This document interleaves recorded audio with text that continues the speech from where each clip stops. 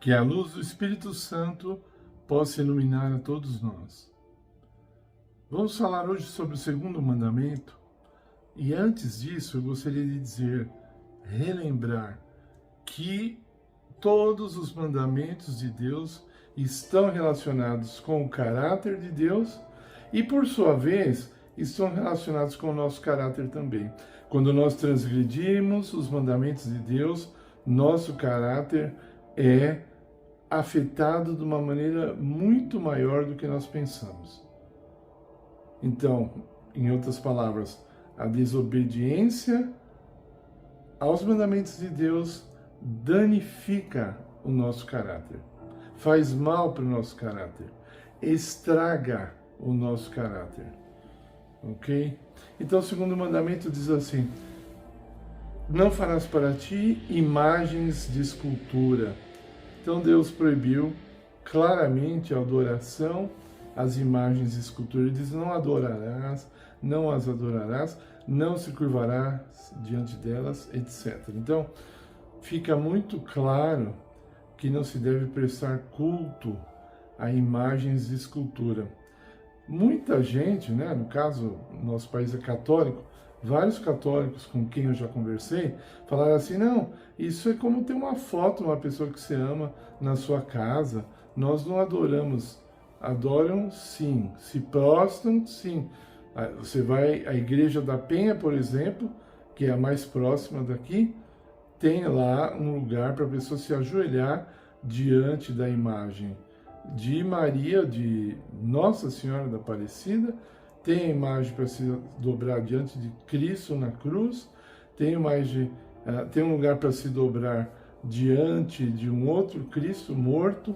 Então, isso chegaria a ser uma mentira grande, porque uma criança pode ver que as pessoas adoram imagens, sim, prestam culto, sim, acendem velas para as imagens, precisam encostar nas imagens para receber bênçãos, não basta só olhar, tem que pôr a mão, aí faz o sinal da cruz. Existe um relacionamento aparente, só porque é impossível, entre o ser humano e uma pedra. É impossível, mas a pessoa, pelo menos na mente dela, esse relacionamento existe. Agora você pode pensar comigo, se você já foi inteligente, já raciocinou rapidamente, falar: tá, eu admito que eu adoro imagens. E o que tem a ver isso com o meu caráter? Isso jamais afeta o meu caráter. Afeta sim. Como eu disse no último estudo, os mandamentos de Deus são muito profundos, temos que ser bem cuidadosos ao estudá-los e meditar neles. Nós não sabemos de tudo, mesmo eu estando aqui passando esse estudo, eu sei um pouquinho sobre cada mandamento, porque eles são muito profundos. Só Deus conhece totalmente o que eles ensinam, mas eles, pelo menos, não entram em contradição. Mas o que eu quero dizer, então, em Salmo 115, leia o Salmo 115, ali está mostrando o que ocorre com as pessoas que adoram imagens. E diz que a pessoa fica cega com uma imagem, que tem olho, mas não vê, surda com uma imagem, que tem ouvido, mas não ouve, muda, que com uma imagem tem boca, mas não fala, e ainda tem outros detalhes lá sobre o corpo, que é comparado a essa perda e como o caráter é afetado. Veja, a pessoa que não vê, ali quer dizer assim, uma pessoa que não vê a verdade. Quem adora ídolos não consegue ver a verdade. Quem adora ídolos não consegue ouvir a verdade. Quem adora ídolos não consegue falar a verdade. A pessoa pode falar uma parte da verdade. Ela pode enxergar uma parte da verdade. Ela pode ouvir uma parte da verdade. Mas total, a verdade total, a pessoa, primeiro que ela começa a ficar com ódio da verdade. Ela não gosta, ela se zanga, né? Você falar para um católico que ele não pode adorar imagens, a maioria fica ofendido demais. Então mostra que o caráter deles já foi afetado. Veja, se você não tem controle sobre o seu temperamento, a ponto de odiar o seu próximo, isso já mostra uma deficiência, né, no caráter. Mas isso provoca muitas outras deficiências. Veja, você acreditar na mentira não é bom. É pecado. Te destrói. Te leva à desobediência. E veja aqui, por favor, vamos amadurecer. Não é só questão assim, obedece, desobedece. É bonzinho, é malzinho. Não, gente, vamos crescer. Estamos no século XXI.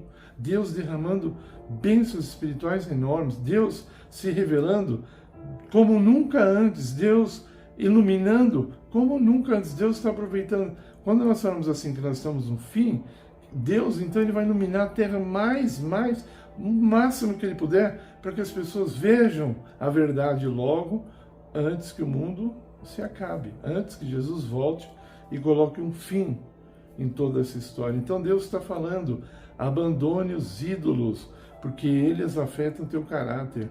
E isso vai afetar a guarda de outros mandamentos, por incrível que pareça. Você passa a desconfiar de Deus, porque você está desconfiando. Você passa a acreditar em imagens e esculturas e começa a dizer que esses santos, pessoas que já morreram, têm poder muito semelhante ao de Deus, são semideuses pelo menos, e que eles ajudam a Deus. É como se Deus precisasse de ajuda, né? Aí eles ajudam a Deus, né? Então, vamos pegar um santo conhecido aqui de São Paulo, da minha família, era muito conhecido esse santo, São Judas Tadeu, a igreja lá no Jabaquara, né? Se vocês forem lá, o nome do meu avô está lá, abaixo da estátua na igreja antiga, o nome dele é quase igual ao meu, está lá assim, Mário José Cleto e família, é o meu avô. Ele ajudou com dinheiro a construir a igreja de São Judas. Então, São Judas, ele é o santo das causas dos desesperados. Então, imagine, é o que eu falo, uma pessoa mora lá no extremo da Zona Leste, acredita em São Judas, a outra mora, vamos falar só de São Paulo, mora no extremo da Zona Sul, e as duas rezam ao mesmo tempo para São Judas, e ele ouve as duas ao mesmo tempo. Ele é onisciente. Desde quando? Mesmo que ele estivesse vivo, que a Bíblia diz que não está, como que ele pode ouvir duas pessoas ao mesmo tempo? Ou 10, ou 100, ou no dia 28 de outubro, que é o dia dele, que a igreja lota, como que ele consegue ouvir todo mundo ao mesmo tempo, sendo que essa é uma característica divina apenas, de ter a onisciência. Deus, somente Ele pode ouvir todo mundo ao mesmo tempo.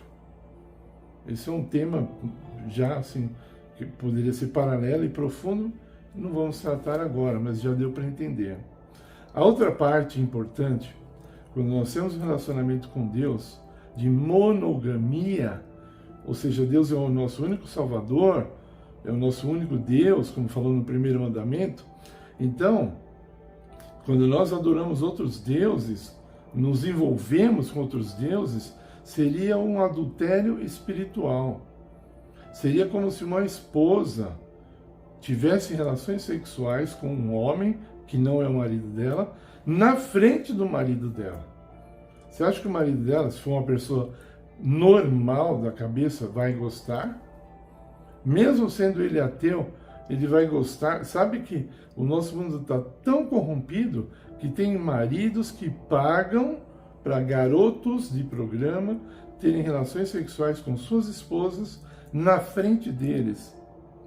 Se você está horrorizado, quando você adora um ídolo, seja você da macumba, do candomblé ou da umbanda, quando você adora um ídolo, você está traindo a Deus, você está ofendendo a Deus tanto quanto um adultério espiritual. Isso é muito grave. Desobedecer aos mandamentos de Deus e chegar à conclusão de que ele está feliz com isso, que ele se agrada disso, é uma coisa assim absurda, beira a burrice, né? Na minha opinião. É o que eu falei, volto a dizer, seria o mesmo que Deus ser o nosso marido, espiritualmente falando, vendo nós tendo relações com outros deuses e falando, eu entendo, e está feliz. Eu divido a minha esposa com outros homens, seria semelhante a isso. Isso é grave demais. Isso afeta o caráter. Isso vai custar perda da vida eterna.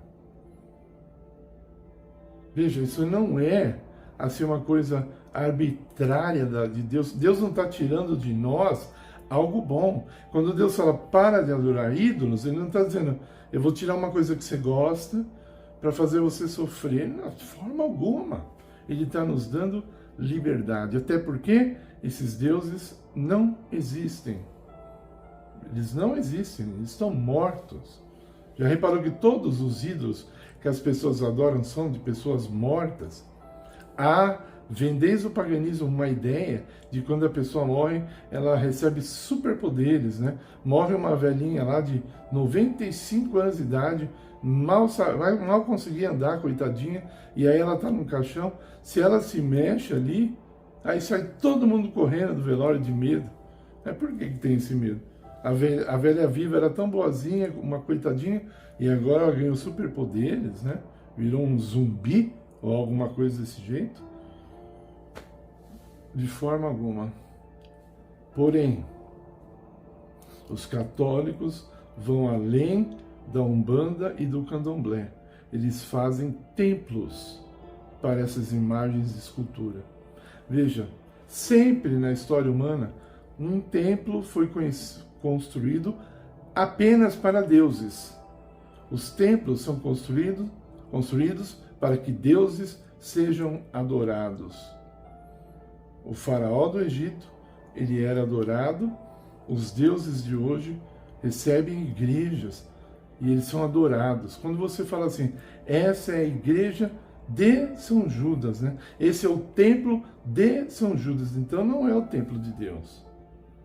É de São Judas. É de São Judas, não é de Deus. Você fez um templo para uma imagem de escultura de uma pessoa morta, pecadora como você também. E você quer chegar à conclusão que Deus está feliz? E se Deus fala assim, não farás imagens de escultura, imagina que ele ia falar de um templo. Você fez um templo. Eu já estava discutindo lá embaixo, um assunto pequeno, imagem de escultura, você foi tão arrogante ao ponto de fazer um templo para o seu Deus. Que Deus tenha misericórdia de nós. Esse mandamento ele se aplica a todas as pessoas. Esse mandamento não é só para católico, para macumbeiro, seja lá que for. Ele se aplica a todos os seres humanos. Todos nós, seja protestante, seja evangélico, se colocar algum homem, algum ser entre nós e Deus, se aceitarmos a opinião de um homem acima da palavra de Deus, estamos em idolatria, né? Você vai na igreja do R.R. Soares, tem um pôster dele lá na frente, ou às vezes um totem, né? Com o corpo dele ali, como se fosse uma imagem também. As pessoas, mas nós o adoramos. Não, mas aceitam a palavra dele acima do que a Bíblia diz. Eu já vi isso várias vezes. Vários líderes são mais respeitados do que o próprio Deus. E se na Igreja Universal, eu tenho certeza que eu vou falar, se na Igreja Universal fizessem imagens do Edir Macedo, as pessoas iriam adorar aquela imagem. Falar assim, leva essa imagem de Edir Macedo para tua casa, ele é um homem de Deus, e você vai ter tua casa protegida, e vai ter prosperidade na sua casa, você vai trocar seu carro, vai ter empresas. As pessoas iam levar, mas de boa, fácil. Então vejam, a idolatria, além da prática literal, ela pode estar enraizada no coração dos evangélicos, no coração dos protestantes, no coração dos budistas. Esse é um assunto profundo demais. Eu gostaria de falar muito tempo. Quem sabe mais para frente vamos falar. Mas eu encerro aqui esse vídeo pedindo que você compartilhe com o máximo de pessoas que você puder. Você deixe seu like, não esqueça. Se inscreva no canal se você ainda não é inscrito. Nós estamos precisando da força do nosso público, para que esse canal cresça e cresça para a honra e glória do nosso Deus. E nós agradecemos tudo em nome de Jesus. Amém.